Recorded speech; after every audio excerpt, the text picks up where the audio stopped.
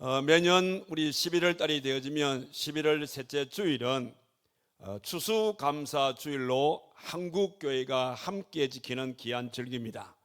이제 추수감사주일이 한 주간 앞으로 다가왔습니다. 그래서 오늘 저는 이번 추수감사주일은 어느 때보다도 좀 의미 있게, 그러면서도 하나님의 은혜를 우리가 잊지 아니하고 그 은혜에 감격 감사하는 그런 아름다운 마음으로 우리 하나님 앞에 추수감사주일을 지켜야겠다, 이렇게 생각이 되어져서 추수감사하는 것 가운데서 최상의 감사가 뭘까라는 이런 생각 속에서 오늘의 말씀의 제목을 최상의 감사를 드리자, 이런 말씀의 제목을 통해서 우리 추수감사주일을 우리가 한 주간 동안 기도하면서 준비하기를 원하는 겁니다. 사람이 살아가면서 우리가 하나님 앞에서 가장 중요하게 여기는 것 가운데 한 가지가 무엇인가 하면 바로 그것은 하나님 앞에 늘 감사하며 살아가는 것, 이게 우리 사랑의 가장 기본적인 도리가 아닌가, 그렇게 생각이 되어집니다. 왜냐하면 감사하는 자가 되어질 때에 하나님께서는 그 감사하는 자와 가까이 함께 계시기 원하시고, 또 하나님은 감사하는 자와 뜨겁게 교제를 하시기 원하시기 때문에 우리는 늘 하나님 앞에 가장 인간의 기본적인 자세로서 감사의 이 마음을 갖는 것, 이것이라고 저는 그렇게 생각을 합니다. 그런데 오늘 현실적으로 우리가 돌아보게 되어지면 당연히 우리가 이 땅을 살면서 감사하며 사는 것이 인간의 기본 도리임에도 불구하고 실질적으로 우리의 생활들을 돌아보게 되어지면 감사하지 못하고 오히려 배은망덕한 그런 삶을 사는 자가 많다는 것을 볼 수가 있어요. 이런 자들을 일컬어서 개구리 올챙이 시절 모르는 사람이다, 그렇게 우리가 표현을 하게 되어지는데, 혹시 오늘 이 예배 오신 여러분들 가운데서 감사를 모르고 배은망덕하게 살아가는 그런 사람 없죠? 없는 줄 믿습니다. 오늘 이 예배 오신 여러분들은 매일의 생활 속에 하나님의 은혜에 감격 감사하여 살아온 여러분들의 삶이라고 그렇게 저는 보고 있습니다. 그런데 실질적으로 이런 배은망덕한 이런 행위는 우리의 생활 속에도 있지만은 하나님 말씀 속에도 우리가 찾아보게 되어지면 배은망덕한 그런 소행한 사람들의 얘기가 기록이 되어 있습니다. 그 중에 하나가 어디 나오냐면 누가복음 17장 11절 이하의 말씀 보게 되어지면 거기에 10명의 문둥병자를 치료한 사건이 기록되고 있습니다. 우리가 잘 아는 대로 우리 예수님께서는 예루살렘으로 올라가시기 위해서 이제 사마리아와 이 갈릴리 그 지역으로 가시게 되는데, 마침 그때 한 고을을 가게 됩니다. 한 마을을 찾아가는데 그 마을이 어떤 마을이냐면 문둥병자들이 살고 있는 마을이었어요. 예수님께서 그 마을을 지나가실 때에 10명의 문둥병자가 하나같이 예수님에게 우리의 병을 치료시켜 달라고 그렇게 얘기했습니다. 예수님께서는 그들을 불쌍히 여기셔서 그래서 그들의 병을 치료시켜 주셨습니다. 그리고 제사장들이 가서 이 사실을 보이라고 그렇게 말씀하셨습니다. 그런 가운데에 가는 도중에 10명의 문둥병자들은 그들의 문둥병이 깨끗하게 나음을 받았어요. 그런데 그 중에 9명은 자기의 갈 길로 그냥 가버렸습니다. 그러나 그 중에 한 명은 이 사마리아 사람인데, 이 사람은 예수님의 이 은혜를 잊지 아니하고 우리 예수님 앞에 감사하기 위해서 다시금 가던 발걸음을 돌이켜서 예수님에게 오게 되어집니다. 그래서 누가복음 17장 17절 이하의 말씀에 이런 말씀이 기록되어 있죠. 거기 보니까 10사람이 다 깨끗함을 받지 아니하느냐, 그 9은 어디 있느냐, 이렇게 말씀하시면서 살해하려 온 이 사마리아인에게 이렇게 해서 내가 그러니까 사마리아 사람을 너를 구원하신다, 내가 너를 구원하느니라 라고 이렇게 말씀하시면서 살해하러 달려온 그 사마리아 사람을 병만 치료시킨 것이 아니라 영적인 면도 하나님이 치료시켜서 구원의 바늘에 세워주었다라는 이 얘기가 성경에 기록되고 있음을 보게 되었습니다. 자, 이 내용을 통해서 볼 때 사람이 살면서 은혜를 알고 감사할 줄 안다는 것은 그게 쉬운 게 아니에요. 은혜를 알고 그 은혜에 대해서 보답하는 이런 삶이 우리가 말은 쉬운데 실제적으로 우리의 생활들을 돌아보게 되어지면 그게 쉽지 않더라 이 말입니다. 자, 그렇다면은 여러분들 멀리 보지 말고 지난 1년 동안 여러분들 살아오시면서 혹시 여러분 주변에 있는 사람들에게 내가 이 해를 살면서 내가 누구로부터 나는 은혜를 좀 입었다, 내가 누구의 신세를 좀 졌다, 혹 그런 분들 계시죠? 자, 그렇다면 여러분들 살아오면서 누군가에게 내가 은혜를 입었고 내가 그분에게 신세진 일이 있다고 하면은 여러분들 그분들에게 여러분들 어떻게 했습니까? 거기에 은혜에 대해서 나름대로 한번 보답을 했다고 생각이 됩니까? 한번 자신을 돌아보십시오. 실질적으로 보면 우리가 한 해를 살면서 사람들에게도 은혜를 우리가 입었을 때에 그 은혜에 대해서 작은 것이라도 좀 보답을 하려는 이런 마음들이 있어요. 그런데 우리가 넓게 보게 되어지면 지난 1년 동안 살아오면서 우리가 하나님에게 받은 은혜, 여러분 하나님에게 받은 은혜가 얼마나 큽니까? 한번 물어봅시다. 목사님, 나는 지난 1년 동안 살아오면서 하나님에게 받은 은혜가 너무너무 커요, 너무너무 많아요 라고 생각이 되신 분은 아멘 합시다. 예. 사실은 여러분들 오늘 이 시간에 이 자리에 건강한 몸으로 나와서 예배를 드리는 이 자체도 하나님의 은혜 가운데서 여러분 나온 거예요. 제가 인터넷 신문을 검색하는 가운데에 이런 기사가 있더라고요. 여러분 저 서울의 지구촌 교회의 원로 목사인 이동훈 목사님 아시죠? 이동훈 목사님의 자제분이 나이가 42밖에 안 되는데 엊그제 암으로 세상을 떠났어요. 얼마나 가슴 아픈 일입니까? 그래서 이동훈 목사님이 은퇴하시고 난 다음에 교회가 또 여러 가지로 시끌벅적해가지고 많이 힘이 드는 그런 과정이 있었어요. 그런데 이번에 자기의 아들이, 그것도 국제 변호사더라고, 이제 겨우가지고 이제 좀 뭔가 활동할 이 시기에 암이 걸렸어요. 그래 암으로서 결국은 세상을 떠났는데 이동훈 목사님께서 자기 아들의 시체 앞에서 울부짖으면서 하나님, 내가 뭐 잘못했습니까? 나는 한평생 살아오면서 내가 주님을 위해서 내 나름대로 헌신하며 살아왔는데 내게 왜 이런 시련을 줍니까? 이렇게 하나님 앞에 울부짖어 기도하는데 하나님께서 주시는 마음은 오히려 감사한 거예요. 이런 가운데서도 감사해라, 이것이 내 뜻이니라, 이렇게 그 마음 속에 하나님께서 그렇게 말씀하시는 것 같았다라고 그렇게 고백하는 것을 제가 읽어봤어요.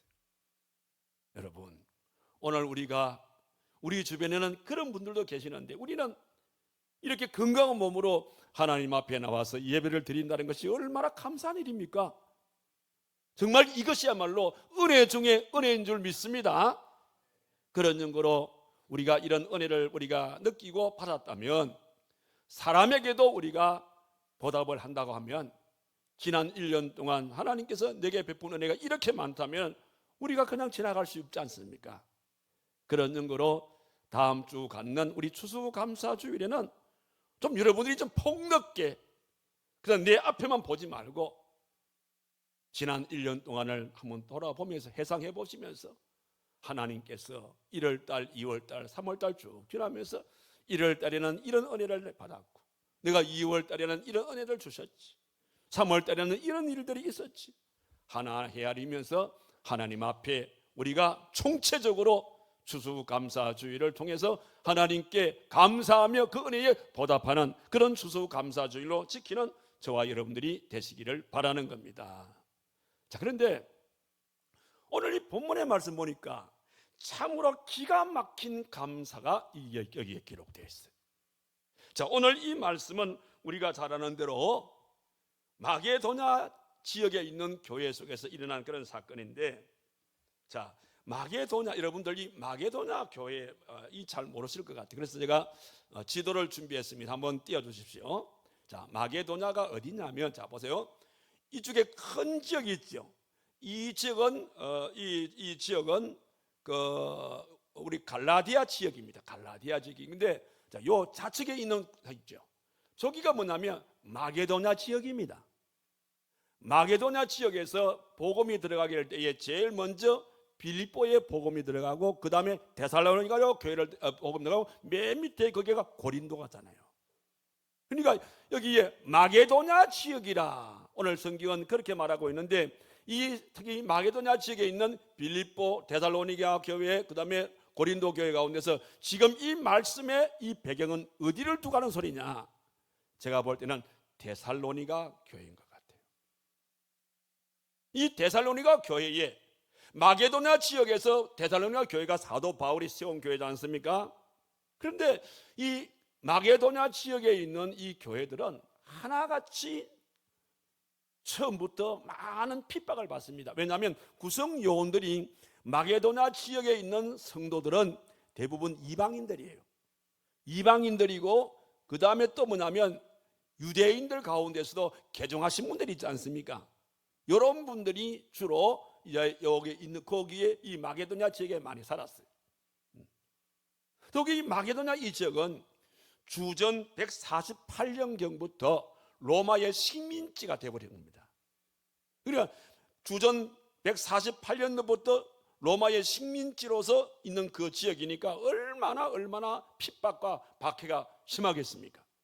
그런 가운데 사도 바울이 들어가서 복음을 전해서 데살로니가 교회를 세우고, 빌립보 교회를 세우고, 고린도 교회를 세웠단 말입니다.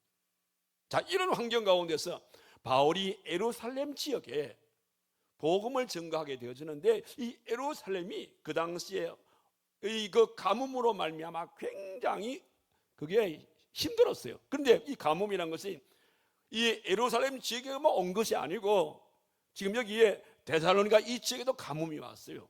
그런데 지금 많은 선교금이 필요하다라는 것을 바울로 하여금 이 데살로니가 교회들이 듣게 되는 겁니다.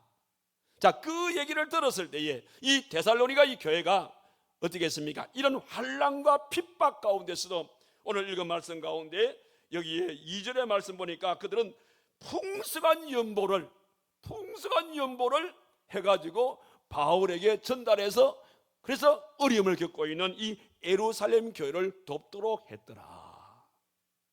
자, 이런 가운데서 예루살렘 교회를 돕기 위해서 이 데살로니가 교회가 힘쓰고 애쓴 이 모습에 이 감사야말로 정말 기가 막힌 감사 아니겠습니까?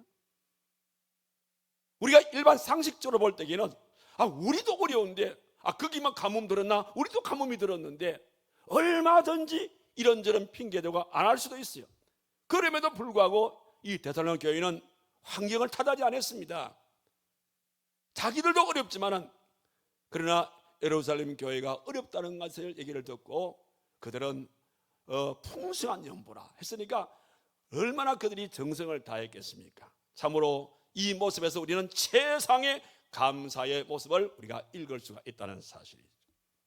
자, 그러면 이 시간에 우리 이 마게도냐 이 지역에 있는, 자, 여기 나오는 이 데살로니가 교회를 의미한다 그랬죠. 그럼 이 교회는 어떻게 최상의 감사를 하나님께 드릴 수가 있었을까라는 이거 얘기입니다.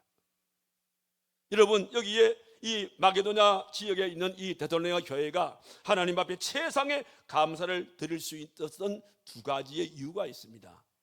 그 첫 번째는 무엇인가 하면, 이 데살로니가 이 지역의 이 교회는 정말 앞서 말씀드린 대로 환난과 핍박과 궁핍이 심한, 도무지 드릴 수 없는 그런 상황이잖아요.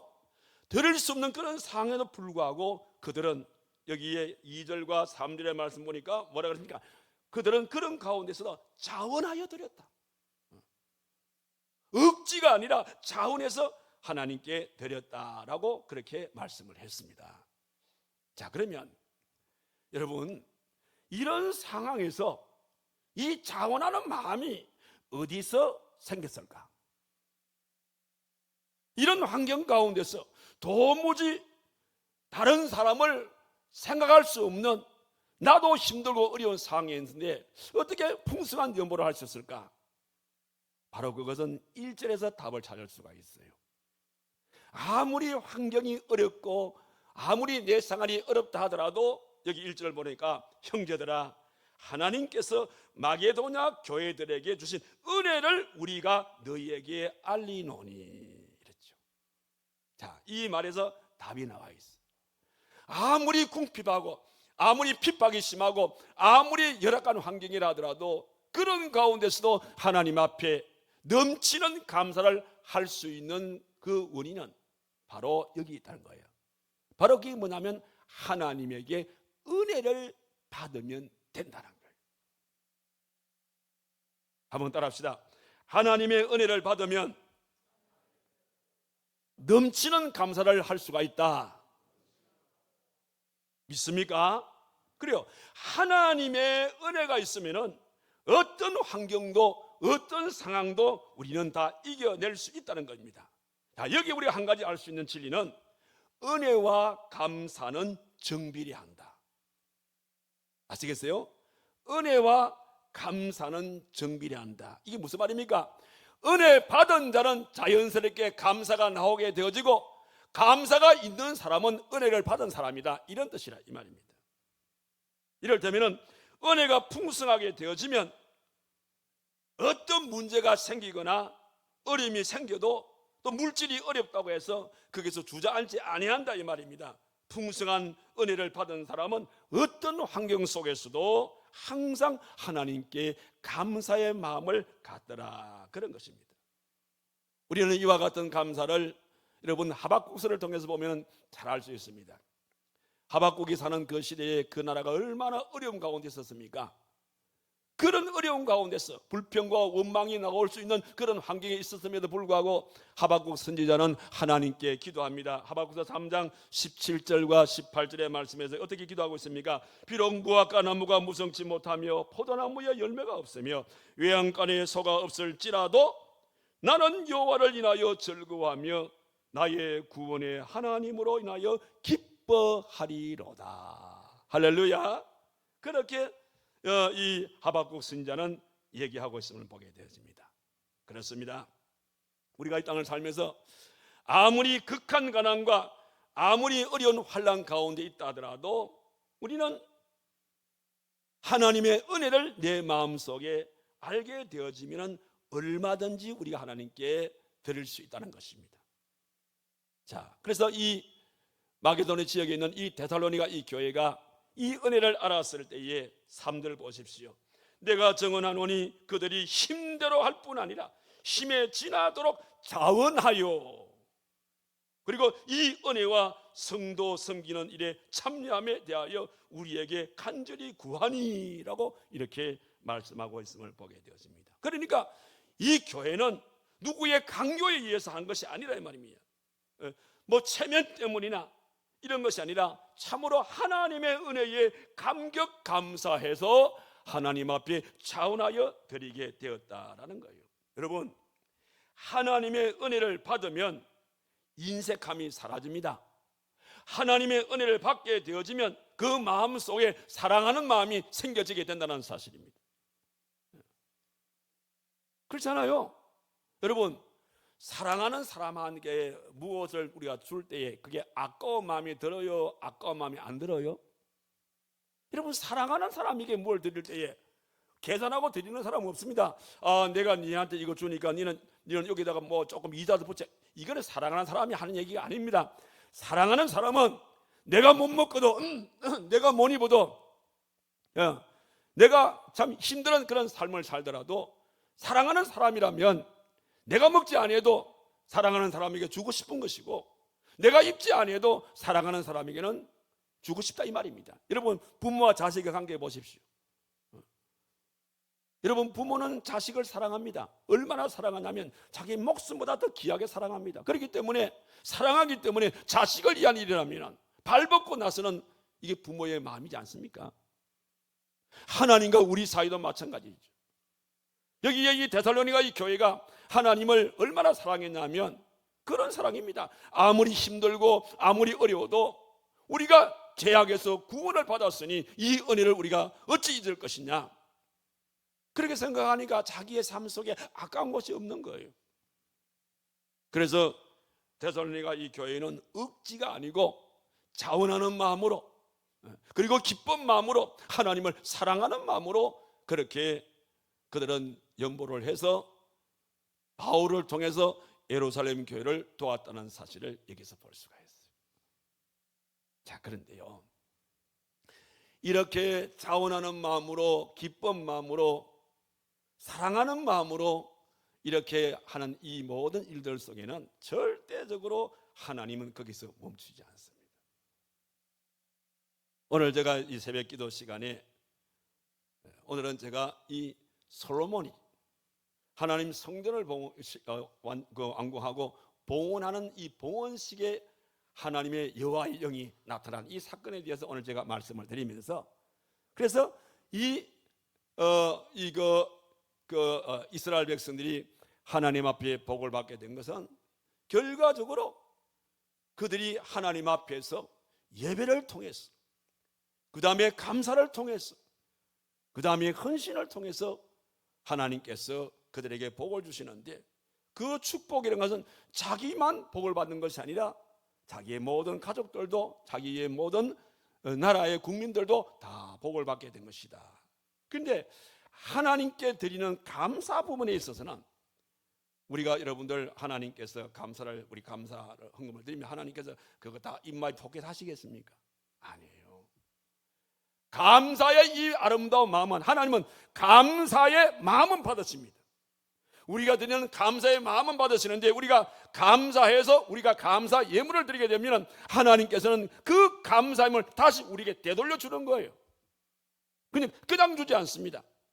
그래서 이렇게 해서 이 데살로니가 교회가 예루살렘 교회를 향해서 이렇게 하게 되어지니까 어떤 일들이 일어납니까? 고린도후서 9장 6절의 말씀 보니까, 이렇게 해서 너희가 어려운 가운데서 이 예루살렘 교회를 향하여서 이렇게 풍성한 연보를 했으니, 그래서 하나님께서 결과를 말합니다. 심은 대로 거두리라. 너희도 어려운 가운데에 예루살렘 교회를 위해서 너희가 이렇게 풍성한 연보를 했으니 내 어찌 데살로니가 교회를 거들어 둘 거냐, 이 말입니다. 풍성한 연보를 했으니까 내가 너희들에게 심은 대로 거두게 할 것이다. 그래서 우리가 잘 아는 누가복음 6장 38절의 말씀 보니까 뭐라 그랬습니까? 우리가 하나님 앞에 우리가 신께 되어질 때 뭐라 그랬습니까? 하나님 우리에게 두실 때는 되어서 누르고 흔들어 넘치도록 그것도 안겨줄 것이다, 이렇게 말씀하셨고, 또 하나는 무엇인가 하면 여기에 고린도후서 9장 7절에 보니까 하나님은 이런 자들을 하나님은 사랑하신다, 이렇게 말했어요. 심은 대로 거둘 수 있는데 30배로 60배로 100배로 거둘 수 있는 축복도 주시지만은 바로 이런 자를 하나님께서는 사랑하시느니라, 이렇게 말씀을 했습니다. 그래서 데살로니가 교회가 이런 어려운 가운데 있었지만은 이런 일들을 통해서 하나님의 큰 사랑을 받게 됐던 것을 알 수가 있습니다. 그래서 오늘 저와 여러분들 금년 1년을 살아오시면서 참 우리나라 경제가 많이 어려웠어요. 생활들이 너무 많이 어려웠어요. 그런데 여러분들, 그 은혜를 이길 수 있는 것은 뭐냐? 은혜를 우리가 초월할 수 있는 것은 하나님의 받은 은혜입니다. 이 어려움을 이길 수 있는 하나님의 은혜를 우리 마음에 새긴다면 이런 모든 어려움들은 데살로니가 교회처럼 우리가 이겨나갈 수 있는 겁니다. 그런 마음에서 하나님께 감사하게 되어질 때에 하나님께서 데살로니가 교회에게 부어주었던 놀라운 축복을 여러분의 생활 속에 허락해 줄 줄로 믿습니다. 그래서 이번 추수감사주일은 이런 정신을 가지고 하나님께 감사할 수 있는, 최상의 감사를 드릴 수 있는 그런 추수감사주일이 되기를 주님의 이름으로 축원합니다. 그다음 또 한 가지는 이 데살로니가 지역의 이 교회, 마게도냐 이 지역의 이 교회, 이 데살로니가 교회는 물질만 드린 게 아니에요. 물질은 이렇게 드렸고 더 나아가서 이 데살로니가 이 교회는 자기 자신까지라도 하나님께 드렸다, 그렇게 얘기하고 있어요. 어디 그런 말씀이 나오지요? 여러분 5절을 보시기 바랍니다. 우리가 바라던 것뿐 아니라, 보세요, 그들이 먼저 자신을 주께 드리고 또 하나님의 뜻을 따라서 우리에게 주었도다. 이 데살로니가 교회는 물질만 하나님께 드린 것이 아니라 자기 자신까지라도 하나님께 드렸다. 여기 자기 자신을 드렸다, 이 말은 마음과 정성을 다해서 하나님을 섬기는 그런 마음으로 모든 것을 하나님께 다 드렸다, 이런 말씀이 이 의미 속에 함축이 되어 있습니다. 우리는 이런 사실에 대해서 창세기 4장의 말씀 보게 되면 가인과 아벨의 제사 얘기가 나오잖아요. 우리가 잘 아는 대로 가인은 농사 짓는 사람이고, 그 다음에 아벨은 뭐 하는 사람입니까? 목축업을 하는 사람이라. 이런 사람인데 둘 다 하나님께서 이제 농사를 짓고 난 다음에 내게 제사를 드리라, 이렇게 명했어요. 그때에 가인은 자기가 농사한 일부를 가지고 제단에다가 그 농사진 것을 하나님께 태워서 드렸습니다. 그런데 가인이 드린 이 제사는 하나님이 받으셨어요, 안 받으셨어요? 하나님이 받지를 않았어요. 왜 안 받았을까요? 가인이 드린 그 제사는 하나의 형식이었어요. 여러분, 하나님은 형식으로 드리는 그런 제사를 받지 않습니다.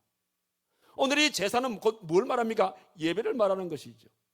자, 오늘 여러분 이 시간에 우리가 2부 시간에 여러분들 나와서 예배를 드리고 있습니다. 그런데 이 예배에 오신 여러분들이 예배를 하나님이 다 받으시는 게 아니에요. 아마 개중에 여러분들 가운데서 어떤 분의 예배는 하나님께서 받으실 것이고 어떤 분의 예배는 받지 않으실 겁니다. 죄송한 얘기지만은, 그럼 어떤 예배는 받으시고 어떤 예배는 안 받으실까? 바로 형식적으로 드리는 예배, 가인처럼 형식적으로 드리는 예배, 아무 생각 없이 그냥 예배를 그냥 보기 위해서 오신 이런 분들, 구경꾼처럼 오신 이런 예배는 하나님께서 그 예배는 받지 않습니다. 그러나 아벨은 어떻게 했습니까? 아벨은 이제 양을 이제 번제단 위에 올렸죠. 근데 이 아벨은 양만 태워서 드린 게 아니에요. 자기 자신까지도 하나님께서 하나님 앞에 이렇게 아벨은 드리게 되었다는 사실인 거예요. 다시 말해서 아벨의 예배는 어떤 예배입니까? 형식의 예배가 아닙니다. 중심의 예배죠.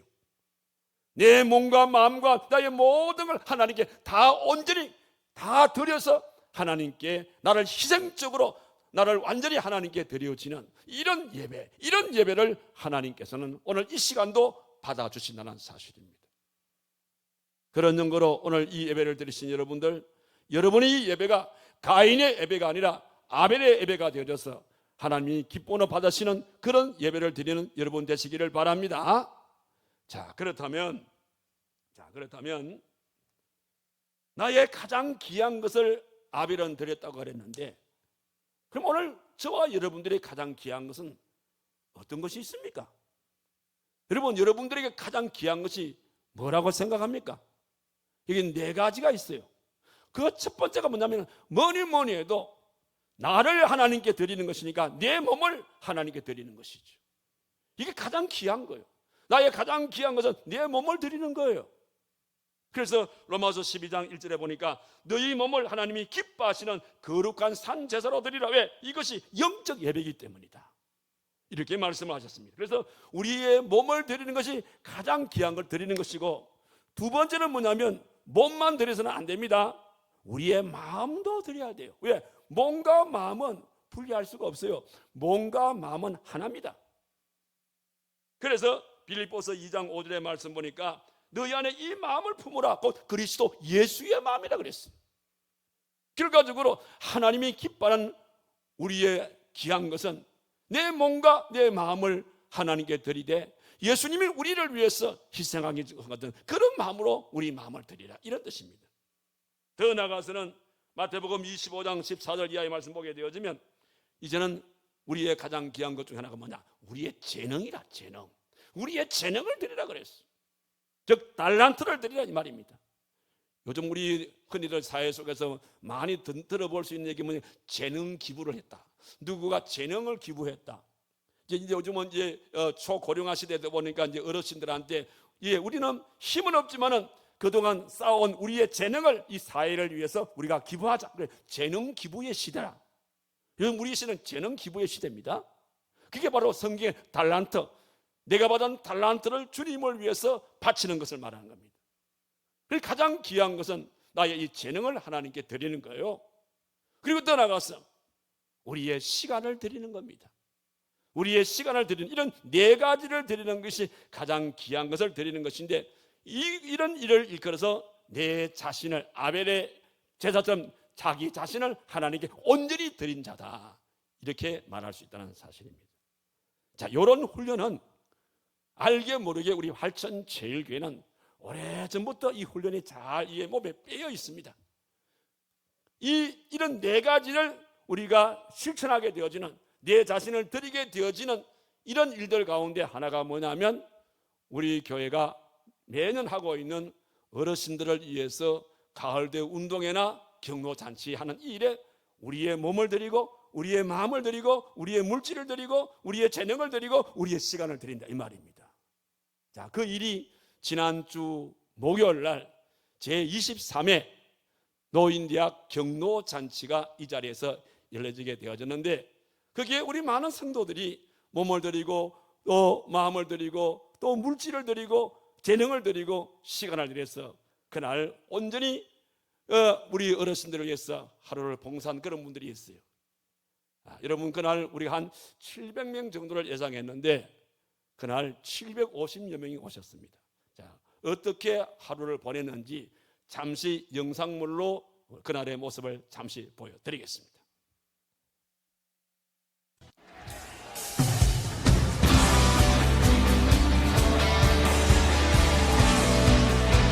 벌써 오늘이 23일이었습니다. 10시부터 우리 도움요원들은 9시에 시청과 2층, 3층 전체를 가득 채웠고, 성심당 요원들, 차량 요원들, 그 다음에 또 우리 도움요원들, 이번에 특집을 하려면 예민들을 우리가 소개하지 아니하고 예무적으로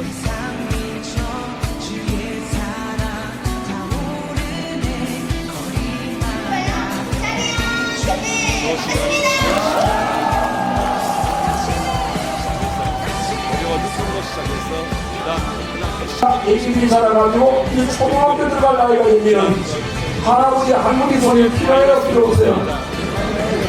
우리 꼴찌가 그러죠. 별로 필요가 없는 거야.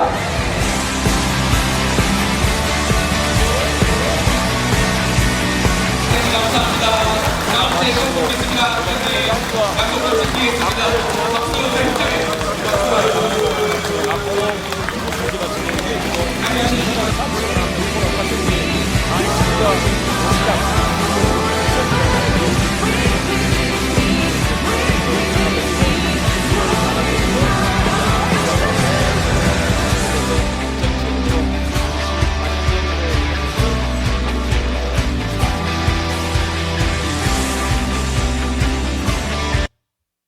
이와 같이 여러분, 바로 이것이 우리의 몸을 드리고 우리의 마음을 드리고 우리의 물질을 드리고 우리의 재능을 드리고 우리의 시간을 드린, 오늘 성경이 말씀하고 있는 자기 자신을 하나님께 드렸다는 것이 바로 이런 일들을 두고 하는 그런 사실인 겁니다.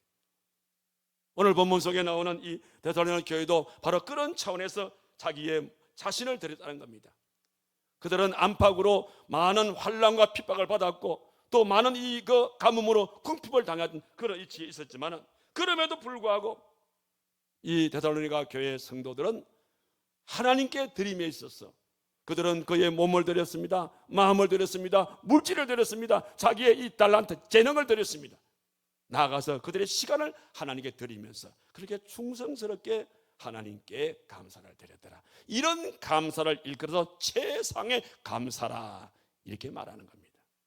그런 연고로 근본에 갖게 되어지는 2024년도 우리 추수감사주일은 데살로니가 이 교회처럼 자원하는 마음으로, 그리고 단순하게 그냥 우리가 물질만 드리는 것이 아니라 몸과 마음과 나의 재능과 나의 시간까지도 온전히 드릴 수 있는 이런 최상의 추수감사주일을 지킬 수 있는 여러분들이 꼭 되기를 주님의 이름으로 축원합니다.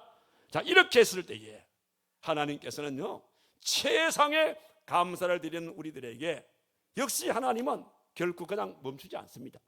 너희가 나에게 최상의 감사를 나에게 드렸으니 나 또한 너희들에게 최상의 축복을 주겠노라. 그렇게 말씀하시면서 하나님께서 최상의 감사를 드리는 우리들에게 어떤 최상의 축복을 주시냐면, 가장 첫 번째는 넘치는 축복을 주겠노라. 여기 9절의 말씀과 또 9장 우리 12절을 보십시오. 9장 12절의 말씀 보니까 그런 말이 나오지요. 이 봉사의 직무가 성도들의 부족한 것을 보충할 뿐 아니라 사람들이 하나님께 드리는 많은 감사로 말미암아 넘쳤느니라. 최상의 감사를 드리는 자에게 하나님은 최상의 축복을, 넘치는 축복을 주시는데, 어떤 넘치는입니까? 단순히 물질에 넘친다, 그게 아닙니다. 물질도 넘치는 축복과 건강도 넘치도록, 그 다음에 또 우리의 생활 속에 지식도 넘치도록, 지혜도 넘치도록, 우리 자녀가 넘치도록, 사업도 넘치도록, 이런 놀라운 축복을 하나님께서 우리에게 주신다는 거예요. 그래서 본 헤브라는 사람은 말하기를 감사를 통해서 인간이 부자가 되어진다, 그렇게 말씀을 했고요. 존 헨리라는 사람은 감사는 최고의 항암제고, 감사는 해독제고, 감사는 방부제다, 최고의 방부제다, 그렇게 말씀하시면서 감사를 드리는 자에게는 이렇게 넘치는 복을 주신다. 이게 첫 번째 복이요. 두 번째 복은 어떤 복이냐면, 에레미야서 30장 19절의 말씀 보니까 줄어들지 아니한 축복을 주겠다. 그 말씀 보니까 내가 그들을 번성하게 하여 그들의 수가 줄어들지 않게 하시고 쇠퇴하지 아니하도록 하겠다, 이 말입니다. 그래서 간디는 이 부분의 말씀을 이렇게 말합니다. 감사의 분량이 행복의 분량이다. 이 말씀을 통해서 볼 때 감사의 분량이 행복의 분량이다. 우리가 행복하기 원하느냐? 감사를 많이 드리라, 이 말입니다. 감사를 많이 하게 되어질 때 우리 또한 행복도 많아질 것이다. 이게 두 번째 축복입니다. 그리고 마지막 하나 축복은 뭐냐면, 역시 에레미야 30장 19절의 말씀 보니까 하반절에 뭐라 합니까? 내가 그들을 존귀하게 하리니 그들은 빛은 하여 지지 않겠다. 빛은 하여 지지 않겠다, 이 말의 뜻은 뭐냐면 아름답게 할 것이다, 이 말입니다. 아름답게 할 것이다. 그러니까 이 말의 의미는 인생의 아름다움의 축복을 바로 최상의 감사를 드리는 자에게 주겠다, 이렇게 말씀하고 계시는 겁니다. 이제 마지막으로 이렇게 최상의 감사를 드려서 최상의 축복을 받는 한 할머니의 간증을 소개하고 오늘 말씀을 마치겠습니다. 이 할머니는 16년 동안요 사지를 못 쓰는 할머니였어요. 여러분, 사지가 뭐예요?